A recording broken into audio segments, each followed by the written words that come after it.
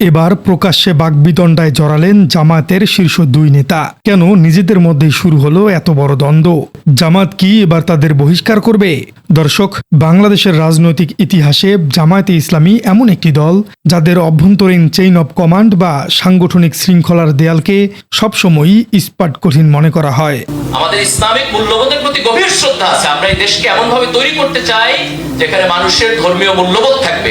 Doctor ভাই টেন্ডারবাজের বিরুদ্ধে এই দলের ভেতরে কোনো নেতা প্রকাশ্যে একে অপরের সমালোচনা করবেন বা সোশ্যাল মিডিয়ায় একে অপরের দিকে কাদা ছুড়বেন, এমন দৃশ্য রাজনীতিতে আক্ষরিক অর্থেই বিরল এবং অভাবনীয়। হয়ে যাবে ছাত্র দলের, আপনাদের কিছুই থাকবে না, তো আপনারা কথা বলা শুরু করেন। কিন্তু হঠাৎ করেই যেন সেই নিচ্ছিদ্র দেয়ালে এক বিশাল ফাটল দেখা দিয়েছে। দেশের রাষ্ট্রপতি নির্বাচনকে কেন্দ্র করে সোশ্যাল মিডিয়ার উন্মুক্ত ময়দানে রীতিমতো এক ভয়ঙ্কর সাইবার যুদ্ধে অবতীর্ণ হয়েছেন এই একই আদর্শের দুই হেভিওয়েট এবং শীর্ষ পর্যায়ের নেতা।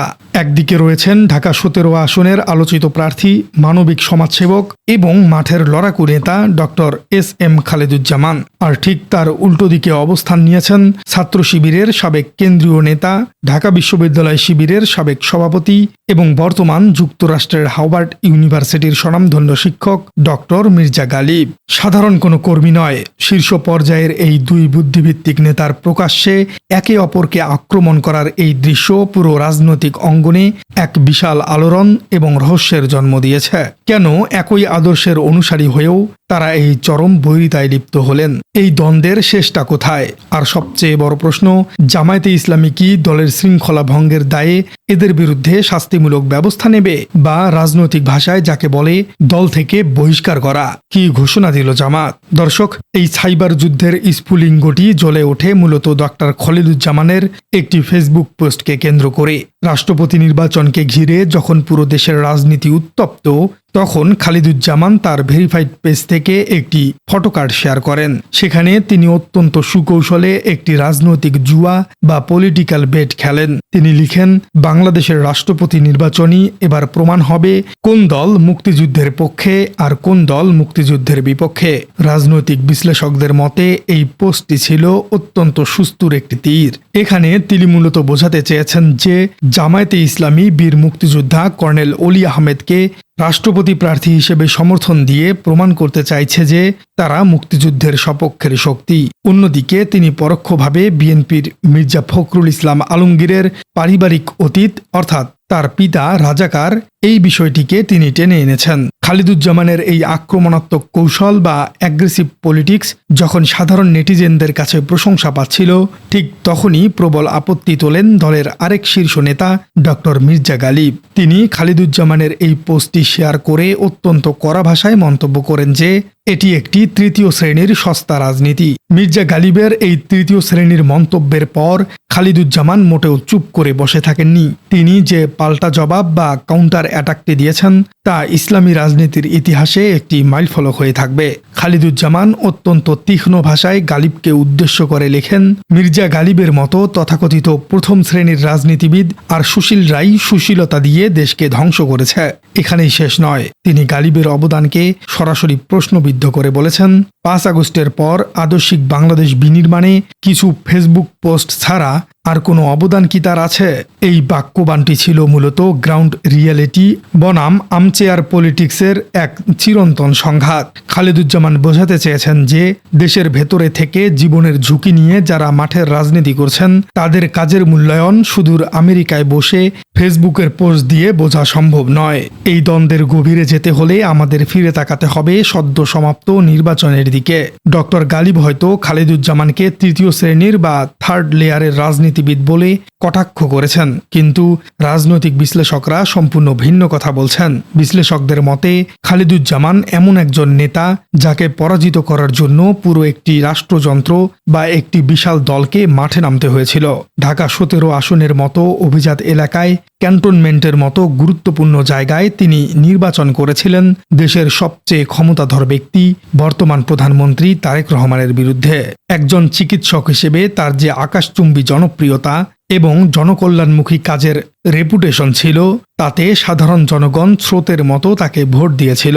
সামাজিক যোগাযোগ মাধ্যমে এই দ্বন্দ্ব ছড়িয়ে পড়ার পর জামাত শিবিরের অ্যাক্টিভিস্টরা মূলত দুই ভাগে বিভক্ত হয়ে যান। তবে বৃহত্তর অংশটি দাঁড়িয়েছে ডক্টর খলিদুজ্জামানের পক্ষেই।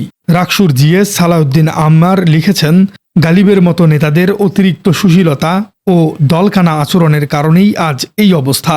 বাস্তব রাজনীতিতে যে মানুষটি প্রধানমন্ত্রীর বিরুদ্ধে জেনেও সাহস করে নির্বাচনে দাঁড়িয়েছেন, নিজের অর্থে রাজনীতি করেছেন, তাকে অসম্মান করার কোনো অধিকার গালিবের নেই। অন্যদিকে শিবিরের সাবেক কেন্দ্রীয় নেতা হওয়ার পরেও ডক্টর মির্জা গালিবের অতীত নিয়ে প্রশ্ন তুলেছেন অনেকেই, বিশেষ করে ৫ আগস্টের জুলাই বিপ্লবের সময় এবং তার আগে গালিবের নীরব ভূমিকা সাধারণ কর্মীদের ক্ষুব্ধ করেছে। অনেকেই অভিযোগ করছেন যে গালিব একসময় সংস্কারপন্থীদের সাথে যুক্ত ছিলেন। সুদূর আমেরিকায় বসে নিরাপদ দূরত্বে থেকে কেবল ফেসবুকের নীতিবাক্য শোনানো ছাড়া মাঠের রাজনীতিতে তার দৃশ্যমান কোনো অবদান নেই বললেই চলে। বিশ্লেষকরা বলছেন, মির্জা ফখরুল ইসলামকে নিয়ে খালেদুজ্জামান যে স্যাটায়ার বা ব্যঙ্গ করেছেন সেটি হয়তো চিরাচরিত রাজনৈতিক শিষ্টাচারের বাইরে, কিন্তু সেটি কোনোভাবেই মিথ্যা নয়। এখন সবচেয়ে বড় এবং থ্রিলিং প্রশ্নটি হল, দলের ভেতর এত বড় প্রকাশ্যে কাদা ছোড়াছড়ির পর জামায়াতে ইসলামী কি এই দুই নেতার বিরুদ্ধে কোনো সাংগঠনিক অ্যাকশন নেবে? তাদের কি দল থেকে গ্রেপ্তার বা চূড়ান্তভাবে বহিষ্কার করা হবে? এর উত্তর হল না। একেবারে নিশ্চিতভাবে বলা যায়, জামাত এদের কাউকেই বহিষ্কার করবে না। এর কারণটি অত্যন্ত গভীর। বিশ্লেষকরা বলছেন, আধুনিক জামাত অত্যন্ত উদারপন্থী, লিবারেল এবং গণতান্ত্রিক একটি রাজনৈতিক দলে পরিণত হয়েছে। তারা এখন বুঝতে শিখেছে যে একটি বড় দলের ভেতরে ভিন্ন মত থাকাটা কোনো অপরাধ নয়, বরং এটি রাজনৈতিক সৌন্দর্য। প্রকাশ্যে বিতর্ক করা বা একে অপরের মতের সমালোচনা করা মানেই শত্রুতা নয়, এটি হলো আধুনিক রাজনৈতিক চিন্তার বিকাশ। দলের শীর্ষ নেতৃত্ব এখন আর ছোটখাটো ফেসবুক পোস্টের জন্য কাউকে দল থেকে বের করে দেবার মতো সংকীর্ণ মানসিকতা পোষণ করে না, বরং জামাত এই ভিন্ন মতগুলোকে নিজেদের মধ্যে ধারণ করেছে। আলোচনা এবং বিতর্কের মাধ্যমে একটি শক্তিশালী রাজনৈতিক ন্যারেটিভ তৈরি করতে চাইছে তারা। তাই খালিদুজ্জামান এবং গালিবের এই দ্বন্দ্বকে জামাত একটি সুস্থ বুদ্ধিভিত্তিক বিতর্ক হিসেবেই দেখছে, কোনো ধরনের বহিষ্কার বা শাস্তিমূলক ব্যবস্থা নয়। বরং এই উদারনৈতিক রাজনৈতিক চর্চাই প্রমাণ করে যে জামায়াতে ইসলামী আগামী দিনে বাংলাদেশের রাজনীতিতে একটি আধুনিক এবং গতিশীল শক্তি হিসেবে আবির্ভূত হতে যাচ্ছে।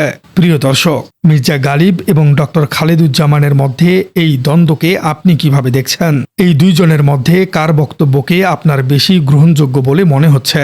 কমেন্টে জানিয়ে দিন আপনার মূল্যবান মতামত। আর আমাদের চ্যানেলে নতুন হয়ে থাকলে চ্যানেলটি সাবস্ক্রাইব করে বেল আইকনটি বাজিয়ে দিন। দেখা হচ্ছে পরবর্তী কোনো ভিডিওতে।